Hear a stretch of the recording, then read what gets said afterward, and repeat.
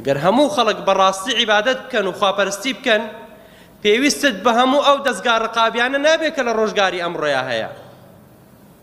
دەستگای دەستپاکیە و نەزاهەیە و ڕقابەیە و چەندین دەستگا دانراوە بەسەر خەڵکەوە چاودێری خەڵک بکە. خەڵک پێویستی ناکا بەوەی هەبێت. خوای تەعالا کاتێ باسی دووکڕۆکەی ئادەممان بۆکە کە قابیل ویستی هابیل بکوژێ، هابیل لە وەڵامە وتی چی؟ قال لئن بسطت إلي يدك لتقتلني ما أنا بباسط يدي لأقتلك. ئەگەر تۆ دەست درێژکەی بۆی من بکوژی من دەست درێژ ناکەم بۆی کە تۆ بکوشم. بۆچی؟ إني أخاف الله رب العالمين. من لەخوا دەترسم. کە تۆ لەخوا دەترسی ئەوە دەبێتە ڕێگر بۆی کە هیچ جەریمەیە بکەی.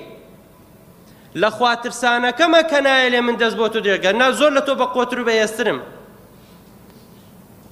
کابوو ترسانە لەخوا کە ڕێگری لە خەڵک دەکا خەڵک جەریمە بکە. ترسانش زۆرێکە لە عیبادەت و خواپەرستی.